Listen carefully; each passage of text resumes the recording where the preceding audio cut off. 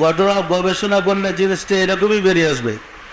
পিতার শুক্রকীট থেকে আমাদের দেহের জন্য, শুক্রকীটটা মিন নুতফাতিন খালাকাতিন আমসাজিন নাবতালিহি ফাজআলনা লিল মুত্তাকিনা ইমামা।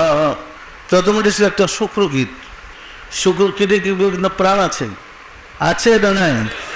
এটা মায়ের ডিম্বকোষের সাথে মিলিত হইল। এরপরে 40 দিন পরে রক্তপিণ্ড, 40 দিন পরে মাংসপিণ্ড, 40 দিন পরে হাড় সংযুক্ত, আরো 40 দিন পরে পূর্ণ মানবাকৃতি লাভ। একটা শিশু হয়েছে, তখনও কিন্তু তার ভিতরে রুহু প্রবেশ করে নাই, ওই আলোর জ্ঞানটা ভিতরে আসে নাই। একটা শিশু হয়েছে, যখন তার বয়স 4 মাস পূর্ণ হইল, পুরা গঠনটা হয়ে আসছে। আল্লাহ বলেন নাফাকতু ফিহি মিন রূহি, আমার রুহ থেকে রুহ তোমার ভিতরে ফুঁকে দিলাম। আল্লাহর পক্ষ থেকে রুহুটা আমাদের দেহের ভিতরে ফুঁকে দিলেন। এই রুহু আর দেহ এক জিনিস নয়। দেখেন মৃত্যুর পরে রুহু চলে যায়, দেহ তো থাকি, চোখ থাকে, কান থাকে, হাত থাকে, মুখ থাকে, সব আছে, কিন্তু কথা তো বলতে পারে না, দেখতে তো পারে না, শুনতেও তো পারে না। কে? তাহলে বোঝা যায় দেহ আর রুহু এক জিনিস নয়। দেহের সৃষ্টি পিতা শুক্রকীট থেকে, আর রুহু আসছে প্রতীক হিসাবে আল্লাহর কাছ থেকে। রুহু আসছে তার চালিকা শক্তি হিসাবে কাজ করেছে। এই রুহুই তাকে 55 বছর বলেন, 60, 70, 90, 80, 100 বছর, যতদিন আমরা আয়াত দেহকে সে ছায়া দেওয়ার, শক্তি দেওয়ার, পরামর্শ দেওয়া চালাইছে। যখন রুহুর চলে যাবার সময় আসে, যখন চলে যায়, এমনি বলছেন মানুষের ঘুম নিসফুল মাউত, আর নাও নিসফুল মাউত, ঘুম হয়েছে মৃত্যুর অর্ধেক।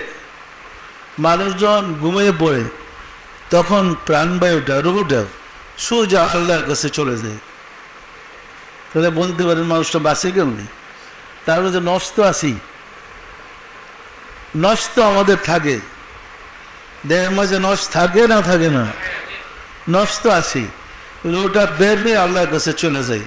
ইয়া কান্নাকাটি করে, দয়াময় আমি জালেমের কাছে থাকতে চাই না, আমাকে ক্ষমা করুন, আমাকে আপনার কাছে নিয়ে আসে। তখন দয়াময় সান্ত্বনা দিয়ে বলে, যাও, অল্প কিছুদিন পর্যন্ত আমি তোমার বাবার কাছে নিয়ে আসব। রুহুর পরামর্শে যারা পরিচালিত হয়, তারা মুমিন আল্লাহ হয়ে যায়। তখন সে মুমিন হয়ে চলে, মুমিনকে জান্নাতে পৌঁছে।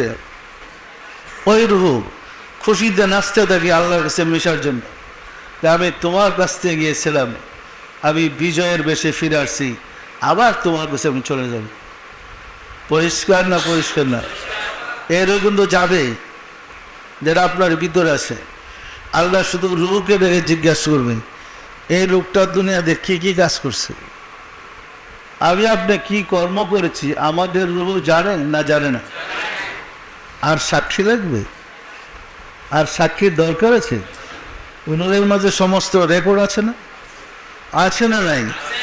রুহুকে সাহায্য করার জন্যই জবান বন্ধ করে আল্লাহ দেহকে প্রশ্ন করবে, এ হাত তুমি বলো তুমি কি করেছ, এ চোখ তুমি বলো তুমি কি করেছ, এ পা তুমি বলো তুমি কি কাজ করেছ। অঙ্গ প্রত্যঙ্গগুলোর জবান খুলে যাবে, ঠাস ঠাস বলে দেবে, এবং রুহু সত্যায়িত্ব করবে যে হ্যাঁ এটা ঠিক ঠিক ঠিক। পরিষ্কার না? পরিষ্কার না? আমরা যা করি আল্লাহ আমাদের কাছে থেকে দেখেন। কাছে না দূরে? কেমন কাছে? একদম দেহের ভিতরে। কি পরিষ্কার না? পরিষ্কার না? তাহলে শিক্ষাটাই ছিল নবী 1,24,000 নবী রাসূল পাঠানোর অর্থই ছিল আলোর জ্ঞান দ্বারা, নূরের জ্ঞান দ্বারা, আল্লাহর জ্ঞান দ্বারা আপনাকে জ্ঞানী বানানো। সকল নবী রাসূলগণ আল্লাহকে হৃদয়ে ধারণ করে আল্লাহর আলোতে আলোকিত, আল্লাহর গুণে গুণী, আল্লাহর চরিত্রে চরিত্রান। পরিষ্কার না? পরিষ্কার না? পবিত্র কোরআনে আল্লাহর নূরময় সত্তার উপরে 31টা আয়াত নাযিল হয়েছে। প্রতিটা আয়াতে এই কথাই বলছেন, সম্মানিত আশিক রাসূলেরা, এই আল্লাহর নূর আপনার মাঝে কিভাবে প্রকাশ পাবে? প্রথম তো ফু দিয়া 4 মাসের সময় রুটা ঢুকাই দিছে। এই রুটা তো আলোকময় নয়, রুটা আপনাকে পরামর্শ দিতেছে, কিন্তু আলো এখন হয় নাই। এটা একটা সময় আছে আলো আসার, এটাকে আলোকিত করতে হবে। যে মহামানবকে প্রেরণ করা হয়েছে মানুষকে ইমানদার বানানোর জন্য, মুমিন বানানোর জন্য, যার হৃদয়ে আল্লাহর নূর প্রচলিত, এমন একজন মহামানবের সান্নিধ্যে যদি যান, ওনার কাছ থেকে আল্লাহ শব্দের নূর আপনার কলবে বপন করতে পারেন, ওই নূর আর রূহ মিশে একাকার হয়ে আস্তে আস্তে এটা আলো দ্বারা রূহ আলোকিত হয়ে যাবে। পরিষ্কার না পরিষ্কার না? তখন আপনার হৃদয় ইমানের নূরে পরিপূর্ণ হয়ে যাবে। ওই নূরটাকে ইমান বলে। পরিষ্কার? বুঝতে মনে কষ্ট হচ্ছে? এখন আপনার মাঝে যদি আল্লাহর নূর প্রকাশ পায়, কোন জিনিসের কী দাম, কোনটা কী জ্ঞান আপনি বলতে পারবেন না? পারবেন না? আমার বই বেরো মস্ত করে লাগবে। আমাদের মতো ব্যাখ্যা যারা এরা রাসূলের উপরে দূরত পড়ে, আল্লাহুম্মা সাল্লি আলা সাইয়্যিদিনা মুহাম্মাদিন ওয়া আলা নাবিয়িল উম্মি ওয়া আলিহি ওয়া সাল্লিম। আয় আল্লাহ রহমতে কামেলা নাজিল করো মরক্ষ রাসূলের উপরে। কেমন বুঝলেন? মরক্ষ রাসূল, এটা কি দোয়া করলেন না গালি দিলেন? গালি হলো না দোয়া হলো? রাসূল গবে মরক্ষ ছিল।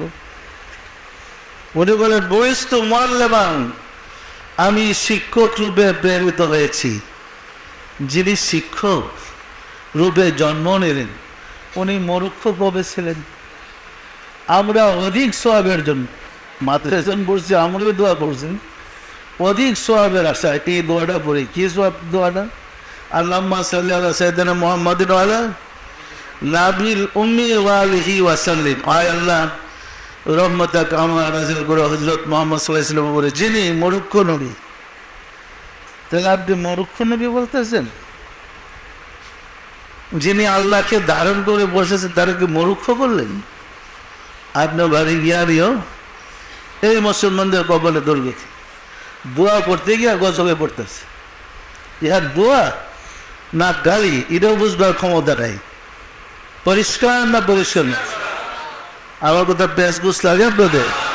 সুতরাং যেহেতু আমাদের দেশে রাসূল আসে নাই, আমাদের সে রাসূলের কোনো সাহাবা এসে ধর্ম প্রচার করে নেই, আমরা বায়া মিডিয়া ধর্ম পেয়েছি। এখানে বেজালের পরে বেজাল, বেজালের পরে বেজাল। একবার উমাইয়ার আসছে, আব্বাসীর আসছে, এরপরে অনেক অনেক সম্প্রদায় এসে তার মতো ধর্মটা সাজাইছে। লাস্টে আমরা যে ধর্মটা পেয়েছি সেটা বলছি ইন্ডিয়ার ধর্ম, ভারতের ধর্ম। ভারত থেকে আসছে দেওবন্দ মাদ্রাসা, ওইখান থেকে ধর্ম, কলিকাতা আলিয়া মাদ্রাসা, ওইখান থেকে ধর্ম। পরিষ্কার না পরিষ্কার না? ওই দুই জায়গা থেকে ধর্ম আসার আগ পর্যন্ত ওলি আল্লাহর শিক্ষা আমাদের কাছে সমাজে ছিল। তখন গ্রাম বাংলায় মুরব্বীরা জানেন প্রত্যেক বছর নতুন দান উঠলে বাড়ি বাড়ি মিলাদ করা হইতো, রাসূলের সাথে দরুদ পড়া হইতো না? এখন আস্তে আস্তে বিদায় হয়ে গেছে। সত্য না মিথ্যা বলেন? কারণ ভারতের ধর্ম সব গ্রাস করছে ভালো মতো। এখন সবে বরাতও জায়েজ নাই, সব বরাত বলে না মাঝে নামাজের পরে মোনাজাত তো শেষ, ওই দিন পরে নামাজটা বন্ধ করে দিলে তো হয়ে যায়। কি পরিষ্কার না পরিষ্কার না? আমরা যে চক্রান্তের শিকার, আমরা কি বিষয়টা বুঝতে পারছি? আমাদেরকে যে বিপদগামী করা হয়েছে এই কথাটা কি পরিষ্কার?